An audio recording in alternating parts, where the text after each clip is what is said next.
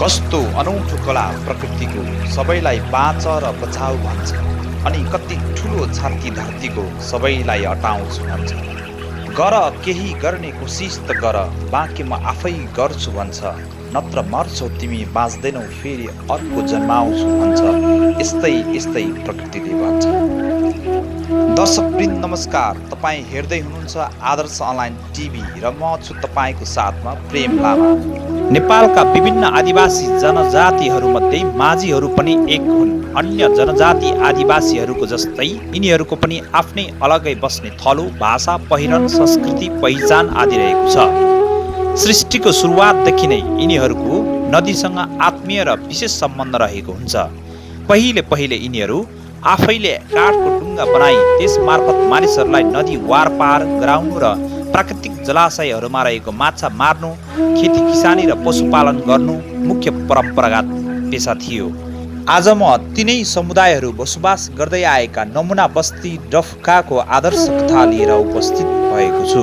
रामेछाप जिल्लाको खाडदेवी गाउँपालिका वडा नम्बर 3 मा पर्ने रामेछापकै पहिलो नमुना बस्ती डफकाको बस्ती हो। बस्तीमा सीमान्तकृत माझी समुदायका मानिसहरू परापूर्वकालदेखि नै बसोबास गर्दै आइरहेको छ। काठमाडौँदेखि करिब 86 किलोमिटरको दूरीमा पर्ने यो सुन्दर बस्ती आकर्षक र मनमोहक छन्। दुवैतर्फ अग्ला पहाडले घेरिएको, दक्षिण तर्फबाट सुनकोशी नदीले किनारा लगाएको गहिरो खोजभित्र लुकेर बसेको जस्तो देखिने सुन्दर नगरी भित्र पर्छ डफका।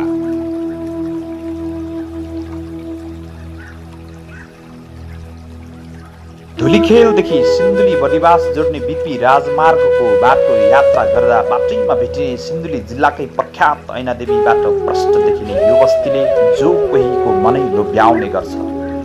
आकर्षक र सुन्दर घरहरू र मिलेको छुट्टै बस्ती देख्दा यतै बसाई सरौँ झै लाग्छ। 2072 सालको वैशाख 12 को विनाशकारी भूकम्पले यो बस्तीलाई पनि बाँकी भने राखेन। धेरैको घर टहरा सबै भत्काएर गयो। कहिले बिर्सन नसक्ने गरी गहिरो चोट दिएर घरबार विहीन बनाएको रहेछ। खाने घाँस छैन, बस्ने बास छैन। कति दिनसम्म खुला आकाशको छानो मुनि बगरका ढुङ्गा सिरानी मिलाउँदै ठुलो दुःखको साथ हुर्किएका रहेछन् यो बस्ती। भौतिक क्षति भए तापनि मानवीय क्षति भने भएको रहेनछ। कति दिनसम्म त न सङ्घ संस्था छ न सरकारको उपस्थिति नै। अभिभावक विहीन टुहुरो भएको रहेछ यो बस्ती। यसरी सम्झिन्छन् उनीहरू। त्यो मिटिङमा तल चौतारीमा बसेको हुनाले कुनै केही भएन, वस्तु भाउनी भएन केही। वनमा गएको भएर राम्रो भयो कि राति परेको भए त मारभुज जान्थ्यो, थाहा हुन्थेन। अब आफू जन्मेकोदेखिको यस्तो भूकम्प आएको थाहै थिएन। कस्तो कस्तो भनेको भूकम्प आउँदा त्यस्तो हुने रहेछ, के थाहा। तपाईँहरू चाहिँ सबैजना के गरिरहनु भएको थियो नि त्यतिखेर? हामी वस्तु आदि खोलेर बन्ती र आदि चाहिँ हामी महिला जति मिटिङ थियो। हाम्रो बैठक हुन्छ। हजुर। धेर जति संस्थाकै मिटिङमा बसिरहन्छौँ नि हामी।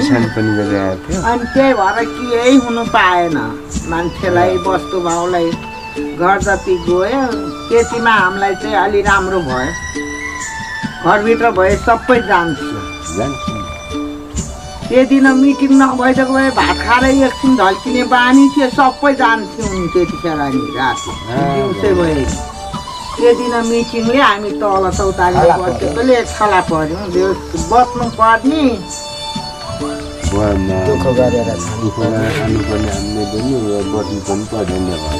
हाम्रो दिनै सकेको छैन, बस्नु त परिगयो नि। सरकार भयो। बिस्तारै भूकम्पपछिको पुनर्निर्माणले प्राथमिकता पाउँदै गएपछि यो बस्तीको मुहार फेरिँदै गएको रहेछ। सँगै ढलेको शिरहरू उठ्दै रहेछन् अनि गलेको मनहरूमा आशाको किरणहरू झाँगिँदै रहेछन्। भूकम्प प्राविधिक निर्माणको मापदण्डमा परेका घरहरू बिस्तारै बन्दै गए, स्वरूप बदलिँदै गयो र अझ थप पालिकाको अगुवाईमा प्रदेश सरकार र स्थानीय सरकारको लगानीमा नमुना बस्तीको रूपमा निर्माणाधीन अवस्थामा रहेछन्। यो खाडदेवी गाउँपालिकाको एउटा नमुना बस्तीको रूपमा चाहिँ योजना बनाउने कार्यक्रम अन्तर्गत यो नमुना बस्ती बनाएका हुन्। यो नमुना बस्ती यो चाहिँ सीमान्तकृत जातिहरू बसोबास गरेको क्षेत्र हुन्। हाम्रो सुनकोशी कोरिडोर एरियामा 2072 सालको भूकम्प आएपछि जुन कोरिडोर एरियामा बसोबास गर्नुभएको थियो त्यो बसोबास गर्ने जातिहरू चाहिँ सीमान्तकृत जातिभित्र पर्छ। त्यो जातिहरूको घरहरू ध्वस्त भएपछि हामीले हाम्रो स्थानीय तह 2074मा गठन भइसकेपछि चाहिँ हामी निर्वाचित भयौँ। निर्वाचित पश्चात त्यसलाई कृषिसँग पर्यटन कार्यक्रम भनेर हामीले एउटा कार्यक्रम बनायौँ। अहिले पर्यटन मात्रै होइन, पर्यटनसँग कृषि पनि जोडिएर गर्नुपर्छ। उहाँहरूको जातीय कल्चरहरूदेखि लिएर उहाँको जीवनस्तर उठाउने जीविकोपार्जन अन्तर्गतको कार्यक्रम बनाउनुपर्छ भनेर हामीले कार्यक्रम सभाबाट बनायौँ। त्यो सभाबाट बनाएको अनुसारै हामीले प्रदेश सरकारलाई अनुरोध गऱ्यौँ। प्रदेश सरकारले चाहिँ 1,50,00,000 अनुदान उपलब्ध गराउनु भयो। त्यही उपलब्ध गराएको अनुसार हाम्रो सभाले 75 लाख गरेर 2,25,00,000मा त्यो कृषि पर्यटन नमुना बस्ती बनेको छ। यति मात्रै होइन, त्यसलाई जीवनस्तर उठाउनका निम्ति बाख्रा पालन, माछा पालन लगायत कृषिमा निर्भर, कृषिमा आश्रित रहेका त्यहाँको जनतालाई जीवनस्तर उठाउनका निम्ति चाहिँ त्यो पहल पनि गरेका छौँ। हामीले त्यो विगत दिनहरूमा क्रमिक रूपमा क्रमशः हामीले वार्षिक योजनामा पनि पारेका छौँ। प्रदेश सरकारलाई पनि अनुरोध गर्छौँ। हामी त्यो अनुरोधको आधारमा प्रदेश सरकारले पनि प्रतिबद्धता गर्नुभएको छ। जब सङ्घीय सरकारको सुखी नेपाली समृद्ध नेपालको नारा छ, त्यो नारालाई पनि साकार गर्न सकिन्छ। त्यसकारण पनि हामीले यो नमुना बस्तीलाई विशेष खालका नमुना बस्तीको रूपमा चाहिँ निर्माण गरेका छौँ। यसलाई कृषिसँग पर्यटनसँग जोडेर पनि गरेको हुनाले यो नमुना बस्ती राम्रै बस्तीको रूपमा र हेर्न लायकको रूपमा हाम्रो पर्यटनहरू चाहिँ आकर्षण गर्ने खालका यो नमुना बस्ती हुनेछ र उहाँहरूको जीवनस्तर पनि उठ्नेछ र पछि हाम्रो जुन गाउँपालिकाले लिएको लक्ष्य, लिएको उद्देश्यलाई पनि पुरा गर्ने खालको हुनेछ भन्ने हामीले सोच बनाएका छौँ। नाम त मेरो मनमाया। मनमाया माझी। घरमा को हुनुहुन्छ? घरमा छैनन् अहिले, मेरो गइसके छोरा बुहारी सबै बुढाबुढी मात्रै अहिले। छोरा बुहारी कहाँ गए? काठमाडौँ दसैँ मान्न आएर थिए, गए। उतै बस्नुहुन्छ? उहीँ होटेल छ, कोही लुगा कारखाना छ। अब अस्ति आए, हिजो गए, कोही आज गए। बुढाबुढी यहाँ त बस्ने। अनि हजुरहरूको गाउँ त कति राम्रो भएछ नि? राम्रो, खै सरकारले कुनले दिएको राम्रो भएको छ। अब हामीले राम्रो नराम्रो अब त्यही माथिको के गर्ने हो। अब अनि खुसी हुनुहुन्छ? खुसी त हुनु परिगयो नि। हामीले घर बनाउँदा कति पैसा पर्थ्यो। अब यो जग्गा किन्नु सक्ने नसक्ने, जग्गा नहुनेको त्यही परेको छ। जग्गा हुनेको त आफ्नो नाममा छँदैछ। अब हाम्रो जग्गा नहुनेको हामीले पैसा हाल्नु सक्छौँ सक्दैनौँ, हामी पैसा हाल्नै सक्दैनौँ भन्ने कुरा चाहिँ त्यही छ दाजुभाइ दिदीबहिनी। जग्गा नहुनेको पैसा हाल्नुपर्छ भनेको छ। अब पैसा कि जग्गा मिलाउनु पर्छ कि पैसाले किन्नुपर्छ भन्थे। त्यतिखेर कुरा राखेनन् है, हामी जग्गा किन्नु सक्दैनौँ। अब घर पनि यसरी कसले जग्गा किन्ने घर बनाउने भन्नु सकेनन्। अहिले त्यही परेछ अलमल। चिन्तामा हुनुहुन्छ? जग्गा नहुनेको चिन्तामा त्यही परेका छन्। अब हामीलाई त दुःख छ त है। अब यो घर बनाइसकेपछि त यत्रो पैसा हाल्नु पऱ्यो, किन्नु पऱ्यो नि त। बसन्ती यो यत्रो घर बसेको त पैसा कहीँबाट कमाइ छैन। कुनैको त छ होला, त्यस्तै गर्न सक्नेको चाहिँ गर्न नसक्ने त उही हो। त्यसो भन्छन् सबै दिदीबहिनी दाजुभाइ। यत्रो जग्गा गयो, अब घर कसको भागमा पर्ने हो, हाम्रो जग्गा छैन, कति पैसा मूल्याङ्कन गर्ने हो भन्छन्। जवान हुनुहुन्छ, के खानुहुन्छ? अब गाउँघरमा त अब ढिलो पिठो हो, चामल खानुलाई किनेर खानुपर्छ। तेल भुट्न खानलाई पनि किनेर खानुपर्छ, नुन पनि किनेर खानुपर्छ होइन। र अब समयले दिन्छ भरपूर्ण हुन्छ, समयले दिँदैन किनेर खानुपर्ने हुन्छ। माछा मार्नुहुन्छ कि मार्नुहुन्न? म त मार्दिनँ। तपाईँ मार्नुहुन्न? कति वर्षदेखि बस्नु भएको? तपाईँ यही जन्मिनु भएको? हाम्रो मेरो स्थानै यही हो। यही डबखामै जन्मिनु भएको? यहीँ जन्मिनु भयो, यहीँ हुर्किनु भयो, यहीँ बसिरहनु भएको छ? कति वर्ष हुनुभयो अरे? 59 वर्ष हुनुभयो। अहिले त यो बस्तीमा चाहिँ नयाँ नयाँ बस्ती बनिरहेको छ नि, खुसी लागेको छैन तपाईँलाई? खुसी चाहिँ अति नै खुसी छु।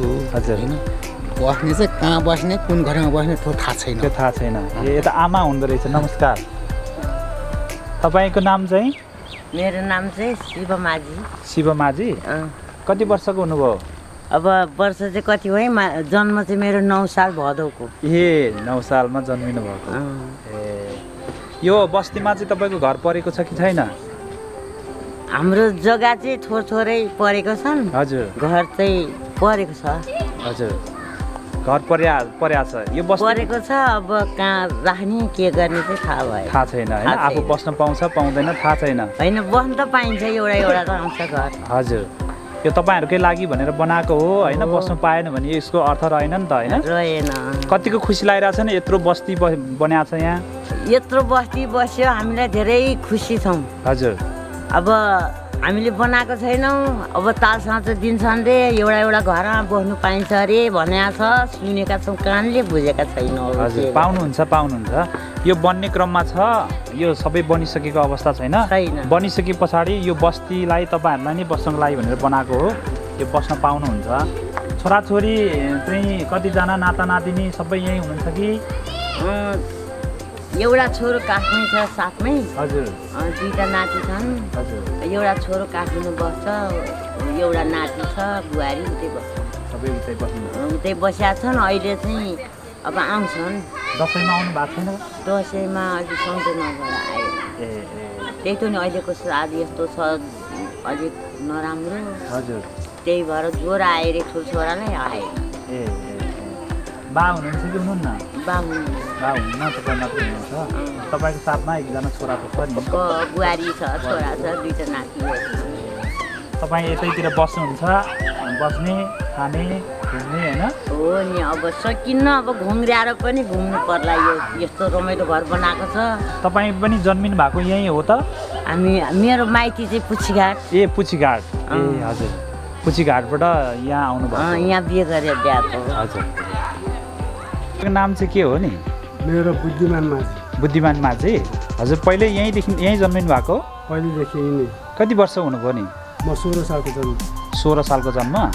अहिले यो चाहिँ नयाँ निर्माणाधीन थुप्रो नयाँ बस्तीको संरचनाहरू बनिएको छ होइन? पहिला चाहिँ यहाँ कस्तो थियो नि? पहिला यहाँनिर जति यो नयाँ घर देखिएको ठाउँमा हजुर यस्तै खाली जग्गा थियो। हजुर। जम्मा यहाँ सिमसिम 40-45 धुर माझीहरूकोमा। हजुर। अलिअलि टुक्रा यहाँ जग्गा छन् अरूका। हजुर। 42 धुर बन्दाखेरि एउटा घरले 2टाको जग्गा पनि चेपिएको छ। हजुर। यस्तै कुनैमा घर बनिएको छैन बाटोले गर्दाखेरि। हजुर। यस्तै परेको छ। हामी 40-45 धुर भित्रकोमा 42 धुर बनिएको छ। अहिले चाहिँ जम्मा बन्नुपर्ने कति घर? जम्मा बन्नुपर्ने 45वटा हो। हजुर। अहिले चाहिँ कतिवटा बनाएको छ? 42वटा मात्रै बन्यो। अब 45वटा बन्छ कि बन्दैन? थप त्यो नबन्ने अवस्थामा देखियो। ए किन नि? त्यो अब जस्तै छुट्टिनु बाँकीका चाहिँ नबन्ने भयो। हजुर। अहिले पछि छुट्टिएकासम्म चाहिँ 45वटा पुगेका छन्। उनीहरूले घर चाहिँ नपाउने भए 42 जनाले मात्रै पाउने भएका छन्। यो त सुनकोशी नदीसँगै छ नि, यहाँ चाहिँ बर्खामा अथवा तपाईँले थाहा पाए अनुसार यहाँ चाहिँ सुनकोशी नदीको बहाव बढ्ने बेलामा यहाँ पानी आइपुग्छ कि पुग्दैन कोशीको? हाम्रा बाबाले भन्नुहुन्थ्यो यहाँसम्म चाहिँ पानी पसेकै हो रे। त्यो सानो घर झुपडी हुन्थ्यो पहिलेको। हजुर। ढुङ्गा माटोको, त्यो भित्र ढोका बाह्रो पनि माछा ठुल्ठुलो छिरेर बसेको थियो भन्ने हामी सुनेको हो यही थलामा। हजुर। तर यहाँनिर तपाईँले थाहा पाएसम्म कोशी कहाँसम्म आइपुगेको छ नि? कोशी हामीले थाहा पाएसम्म यो तल्लो लाइनको घरको लाइन मुनि 5-10 मिटर तलसम्म चाहिँ आइपुगेको देखेको छु। भनेपछि यहाँ आउने सक्ने सम्भावना कतिको लाग्छ नि तपाईँलाई चाहिँ? तपाईँ त यही जन्मिनु भयो। अहिले चाहिँ यहाँ आउने सम्भावना देखिँदैन। हजुर। हामीले थाहा पाउँदाखेरि अब पहिले त्यो नदीको सतह पनि गइदिँदै गएको हुनाले हजुर त्यति आउला जस्तो लागेन र यहाँनिर त्यही सोचेको छु मैले। तपाईँहरूको यो बस्ती भूकम्पले तहस नहस बनाइसकेको अवस्थामा अहिले नयाँ संरचना 42वटा भए पनि घर यति धेरै नयाँ संरचनामा बनेको छ, तपाईँलाई चाहिँ खुसी लागेको छैन? चौपटै खुसी लागेको छ। हजुर। अब यो घरको लागि घर मात्र होइन, अब हामीले यहाँनिर बच्चाहरूलाई खेलकुद मैदान पनि पाइयो, स्कुल पनि पाइएको छ, पाउने भइयो। हजुर। अरू संरचनाहरू सामुदायिक भवनहरू, हजुर, सङ्ग्रहालयहरू, हजुर, स्विमिङ पुलहरू, हजुर, पार्क, अब सार्वजनिक टोयलेटहरू, हजुर, सार्वजनिक शौचालयहरू, हजुर, यो थुप्रै नै बाँकी नै छन् बन्नु। यो सबै राम्रो बनेको देख्नु पाउँदा झनै खुसी हुन्थ्यो। यति बन्नु सकेको छैन हाम्रो गाउँमा, आफ्नो गाउँमा यति बन्दाखेरि त खुसी हुनु पर्यो नि, होइन? यसमा आएको विकासलाई पनि त आफूले सहयोग गर्नु पर्यो, होइन? अब यस्तो कुरोलाई चाहिँ नि हामीले चाहिँ नि हुँदैन भन्ने कुरा चाहिँ नि गर्नु मिल्दैन। हामीले जति भए पनि चाहिँ नि हामीले संस्थाले भन्दा पनि अरूले पनि धेरै नै सहयोग गरेको छ र गाविस गाउँपालिकाले पनि सहयोग गरेको छ। अब संसदीय कोषबाट पनि पैसा सहयोग गरेको छ, होइन? उनीहरूले चाहिँ हाम्रो चाहिँ नि नेकपा चाहिँ नि कैलाश ढुङ्गेल हुनुहुन्छ विकास मन्त्री, उहाँले चाहिँ धेरै नै ओडालाई चाहिँ नि गरेको छ। पहिलेदेखि चाहिँ नि यो पिछडिएको चाहिँ नि माझी गाउँ भनेर भन्दा पनि विशेष चाहिँ नि यहाँलाई चाहिँ नि प्राथमिकता बढी दिएको छ। खुसी हुनुहुन्छ? हामी धेरै खुसी छौँ। खारदेवी गाउँपालिकाको 3 नम्बर रहेको पारिपट्टि तपाईँको बिपी राजमार्ग, वारिपट्टि चाहिँ मध्य पहाडी पनि भएको कारणले गर्दाखेरि एउटा सुनौलो बस्ती पनि निर्माण भएको छ। यो बस्तीलाई चाहिँ हामी कोसीको तीरबाट नजिक रहेको छ। यसलाई कोसीबाट लिफ्ट गरेर चाहिँ सोलर लिफ्टमा पानी पनि व्यवस्थापन छ र त्यो पानीबाट हामीले तरकारी उत्पादनदेखि लिएर त्यहाँ तरकारी सङ्कलनको व्यवस्था पनि हामीले गरेका छौँ र अब त्यहाँका चाहिँ माझीका दाजुभाइहरूलाई चाहिँ आय स्रोतमा निर्मित कार्यक्रमहरू चाहिँ हामी उहाँलाई ल्याउने र माझीको सांस्कृतिक कल्चर देख्ने खालको चाहिँ त्यसैलाई वेशभूषासँग झल्किने खालको कार्यक्रम राखेर हामी त्यो मार्फतबाट चाहिँ माझीको चाहिँ आम्दानीको स्रोत वृद्धि गर्ने र पर्यटक स्थलको रूपमा पनि त्यसलाई व्यवस्थित गर्ने गरी चाहिँ हाम्रो वडाको उद्देश्य छ। त्यसै अनुरूप हामी लाग्छ। यो थाइल्यान्ड प्रविधिबाट भित्रिएको यो इन्टरलक ब्रिक, जहाँ यो ब्रिक बन्दाखेरि यसमा हामीले 10% सिमेन्ट, 70% रातो माटो र 20% चाहिँ 20% चाहिँ हामीले ढुङ्गाको धुलो मिश्रण गरेर बनाएको ब्रिक हो यो। त्यसो हुँदाखेरि यसले जुन सिमेन्टको मापदण्ड अनुसार यसको आयु अथवा यसको टिकाउ 50 वर्ष मात्रै छ भने यसको चाहिँ हामीले 50 वर्षभन्दा माथि कसरी टिकाउ गर्न सकिन्छ भन्ने एउटा हामीले अनुसन्धान गरिसके पछाडि यसलाई 70% माटो हाल्या हुनाले यसको चाहिँ 50 वर्षभन्दा माथि टिकाउ हुन सक्छ भन्ने किसिमले एउटा एनालाइसिस गरिसकेका छौँ। एनालाइसिस रिपोर्ट तयार पारिसकेको छ र त्यसकै आधारमा हामीले रामेछाप जिल्लाको खाँडादेवी गाउँपालिका अन्तर्गत डफ्का एकीकृत नमुना बस्तीमा पनि सबै यो ब्लकहरू नै प्रयोग गरेर 42वटा घरहरू निर्माण गरिएका छन्। त्यस घरमा जुन नेपाल सरकारले निकालेको क्याटलग भोलम 2 को मापदण्ड अनुसार त्यहाँ निर्माण गरिएको छ। समग्रतामा यो डफ्काको नमुना बस्ती हिजोको दिनलाई फर्केर तुलना गर्दा स्थानीय सरकार आएपछि छोटो समयमा नै विकास र परिवर्तनले छलाङ मारेको देखिन्छ। वस्तुगत रूपमा आँखाले देख्न सक्ने गरी खाँडादेवी गाउँपालिका र 3 नम्बर प्रदेश सरकारले गरेको सामाजिक विकासको यो कामलाई जनताले उच्च मूल्याङ्कन गरेको पाउँदा हामीलाई पनि खुसी लाग्यो। नमुना बस्तीको आदर्श कथा कस्तो लाग्यो? प्रतिक्रिया दिनुहोला। साथै यस्तै आदर्श कथाहरू हेर्न हाम्रो च्यानललाई सब्स्क्राइब र सेयर गर्न नभुल्नुहोला। धन्यवाद। तिमी नाच म गीत गाइदेऊला, होइन भने मोहनी लैदेऊला, सबै मिलेर गाउँ सफा राखौँ है सचिज भएर गाउँ सफा राखौँ है सचिज भएर गाईलाई दम्ला भैँसीलाई लठार नबोल्नेलाई पठाइदेऊ झटारो गाउँ सबै मिलेर गाउँ सफा राखौँ है सचिज भएर गाउँ सफा राखौँ है सचिज भएर घरै मनि सुनकसी सलाला डबखा गाउँमा नमुना झालाला सबै मिलेर गाउँ सफा राखौँ है सचिज भएर गाउँ सफा राखौँ है सचिज भएर भातै पाक्यो खै पान्यो चलाउने मेरो बानी हाँसेर बोलाउने सबै मिलेर गाउँ सफा राखौँ है सचिज भएर गाउँ सफा राखौँ है सचिज भएर धानको बाला आलीमा लडीलाई देशी कुरा जान्दिन बरीलाई सबै मिलेर गाउँ सफा राखौँ है सचिज भएर